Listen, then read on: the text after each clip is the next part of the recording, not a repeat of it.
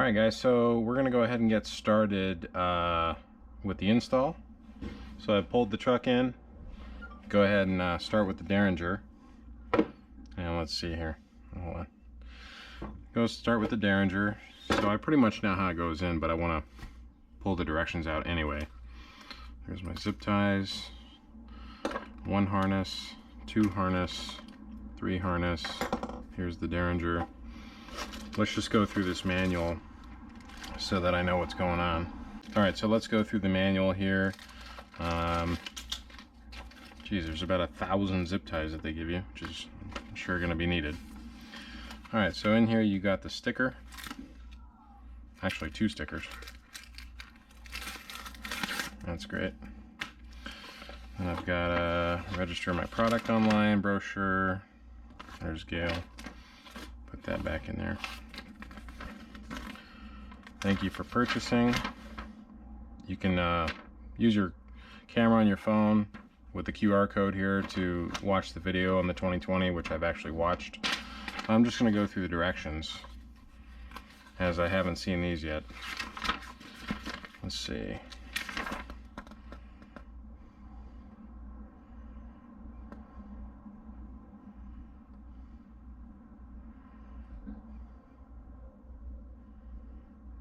Okay, so this is basically just all information on how to use the iDash. Also mounting and connecting. That's the OBD2 cable. OBD2 cable. Yeah, so I'm not going to use this. But basically I know that this goes to the OBD2. Here's the Derringer, which this goes under the dash. And here's the harness that's going to intersect with the different sensors. So I'm going to go ahead and bring up the video for this and go through that, and then we'll get started. Alright, so first thing you need to do in installing is get a 10mm socket and go ahead and remove the negative battery terminals from both batteries so that you don't have any power in the truck and you don't fry any electronics. And then you're going to need one of these picks here after you do that so that you can remove the push pins on the terminal connections. Alright, so you've got 2 batteries in these diesels. Here's the negative on this side. Hopefully this doesn't erase all the memory in my radio.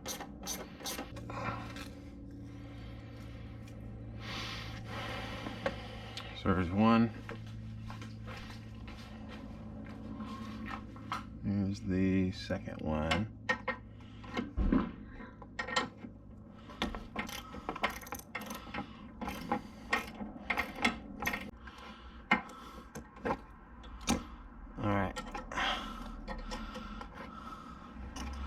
Alright, got both of those removed.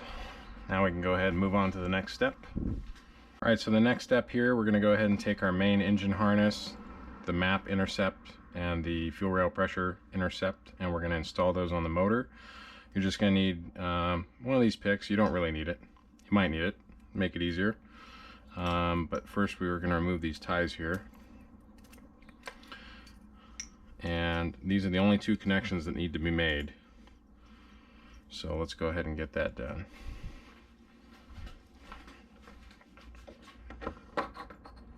Alright, so now up here on the top of the motor we're going to start making our connections. So there's only 2 connections. There's the map connection, the FRP connection.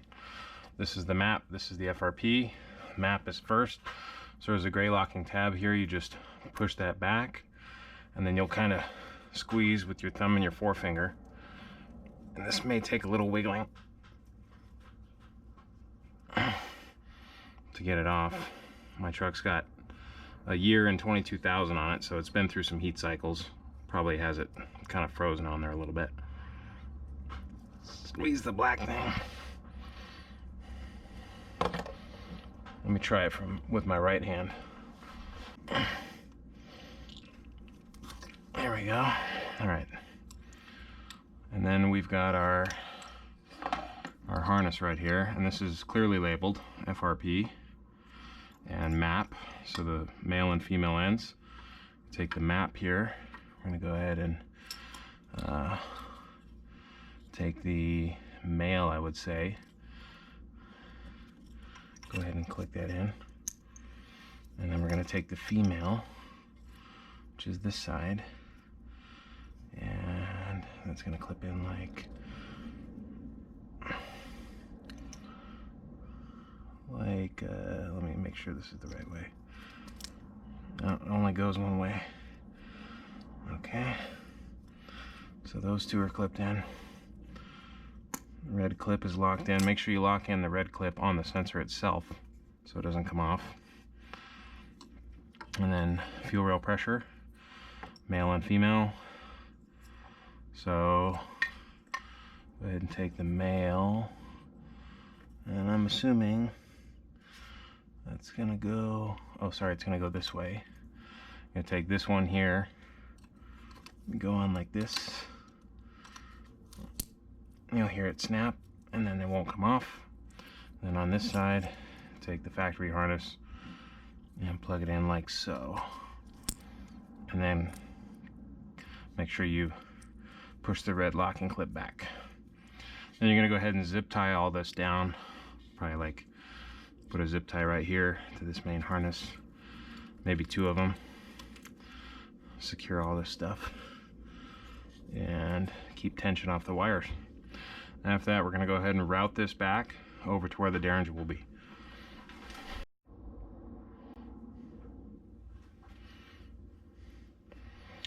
Alright, so now that we've got the map and the FRP sensors plugged in here, before I zip tie those down, I want to go ahead and find a route for this. So they say to follow your stock wiring harness. There's a wiring harness right here, and it goes down by the dipstick, and then it comes up between the fuse box and the expansion tank.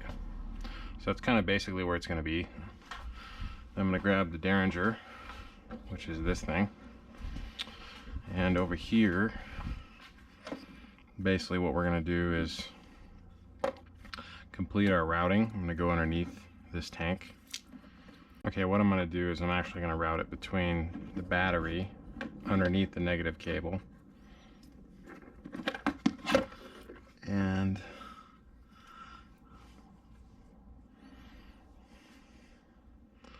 the fuse box, because I figure it won't get as hot right here. That way when I put the negative battery cable back, I'm not interfering with the harness. So here what you're going to do is plug in your Derringer. It only goes on one way. Boom, just like that. My termination cap is already on. If I want to take it off, I just do it like that. Turn the red locking collar. And there's little lines here that line up. So once you get those to line up, you can lock it down. And then that line will line up and it won't come off. So this is ready to go. And now what I'm going to do is remove this rubber thing here and feed the deal through the door jamb and into the cab. Alright guys, so the next step here, now that we've got the Derringer up here by the expansion tank, is we're going to take this cable. This is going to connect to your Derringer, and this is going to go in and connect to the iDash. So you're going to remove these little wire ties first. Okay, and then this is going to plug into your Derringer. Same way as the termination cap, you're going to line up the alignment pin on the top here, I believe.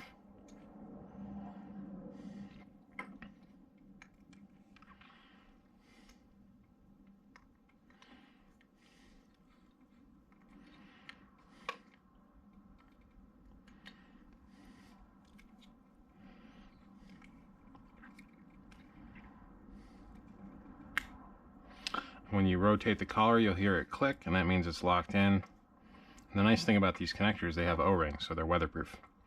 Now you've got the straight line across. This is good to go. Now what you're going to do is feed this cable between the door and the door jamb, but the first thing you have to do is remove this rubber thing here, this isolator. You don't have to remove it, you just have to get it out of the way. So as shown in their video, you kind of just lift it up like that. And then we're going to go ahead and open the door.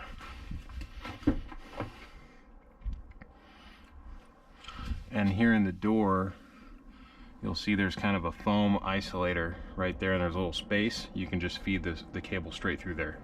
And you can use a coat hanger for this, or a wire tie, wire puller.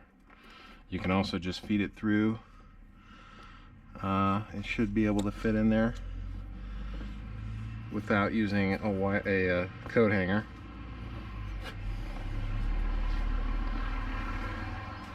This is where it's nice to have a second person, but what I can do is just reach over here and feed it through.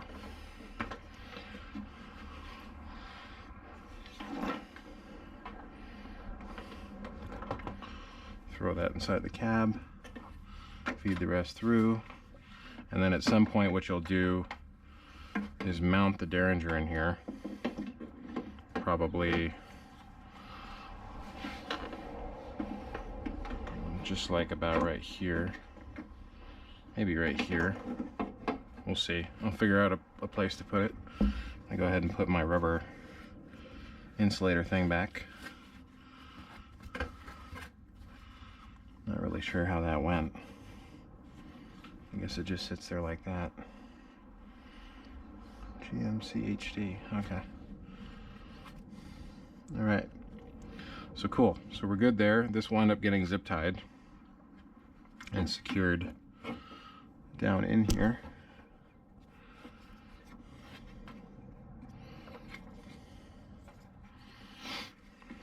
Like that.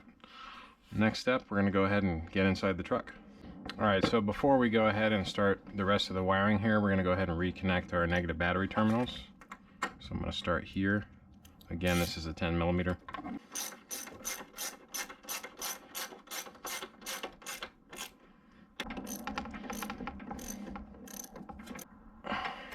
Alright, negative terminals are nice and tight. All the connections are made. Now we can go ahead and move on to the next step.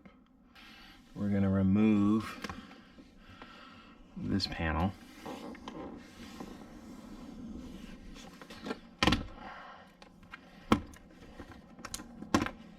Okay. Alright, so after you get this wire through, there's 3 grommets here. You want to get the right one. So there's these 2 here, which aren't going to work because the door closes on the cable.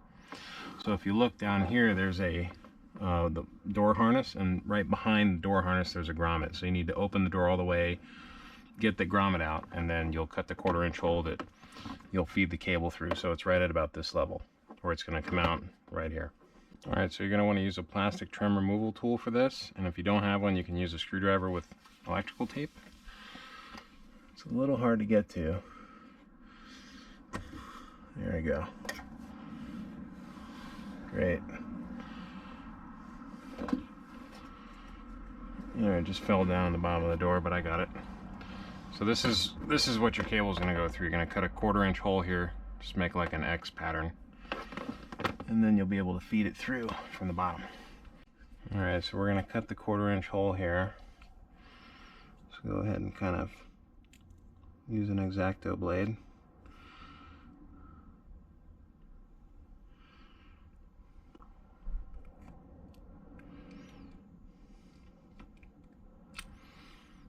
Alright, it's probably going to be fine.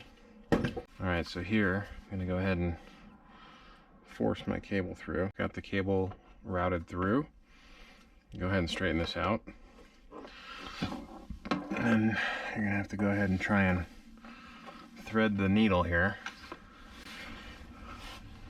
This will be hard to see for you guys, but it's got to come into the engine compartment through this little hole. So there's a bunch of crap in the way. Might have to remove the floor mat and this piece, but we'll see if I can avoid that. Alright guys, so the next step, let me turn my flashlight on here. So it was kind of a pain to get the cable into the cab, but basically you're going to come through where I pushed it through before, and when you route it, make sure it's behind these hinges, behind the upper hinge and behind the rubber boot where the wiring harness goes into the door panel. And then there's a grommet down here, which I showed you how to take out. That's the one where the wire goes through. And then in order to get it inside, I actually took the fuse panel cover off, I took this kick panel out, and I took the sill plate off, and that's right here, and I took the floor mat out.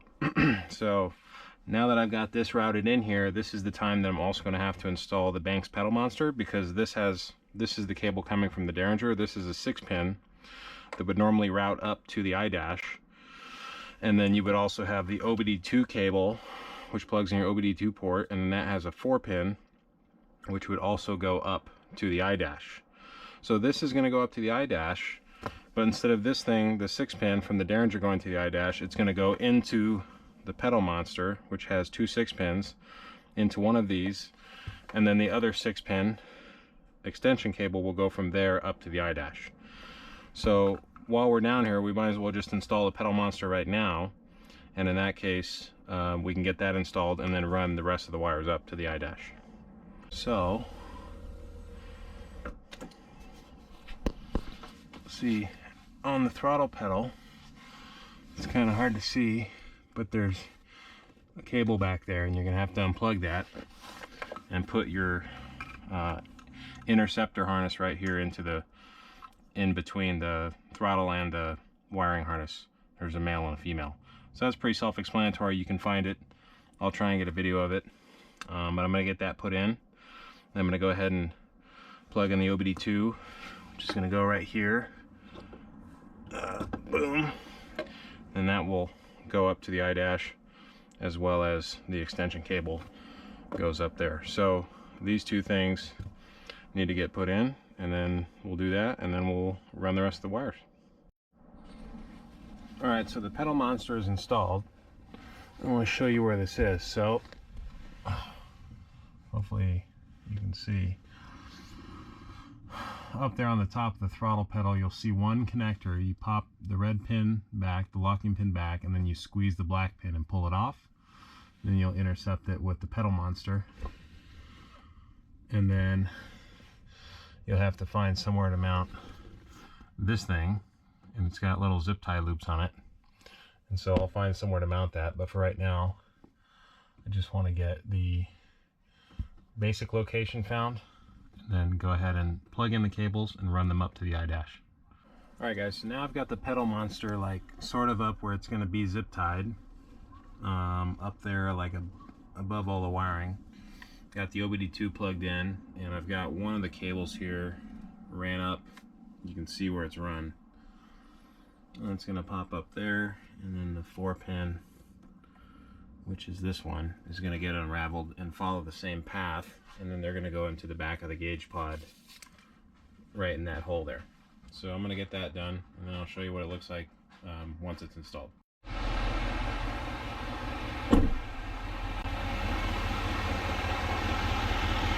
Alright guys, we're complete. All of it was basically just I zip tied the rest of these connectors all the way down the harness. Ran the cable over here, zip tied the Derringer in place under the hood, put this thing back, and I can close the hood. And then inside, see if I have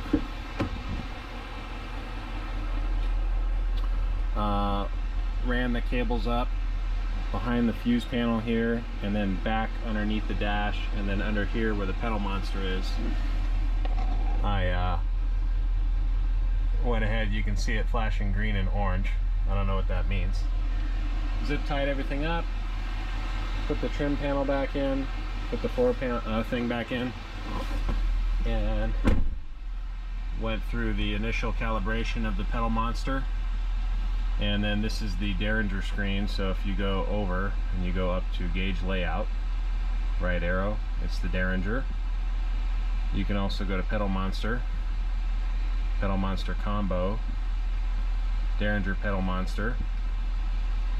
That'll show you pedal monster, stock input, and then your Derringer, and I guess that means I'm on power level 3.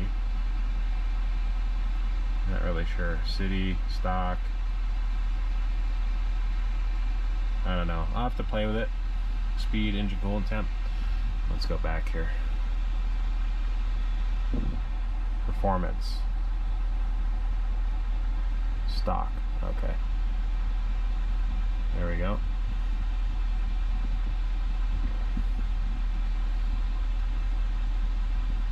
city. Oh, cool. So you can do all the adjustments from here. You don't even need the app. But I'm going to download the app and try this thing out. I'm just going to test drive it right now and make sure there's no codes or anything. And that's about it. And then I'll do a review once I've got some time under my belt. Thanks for watching, guys.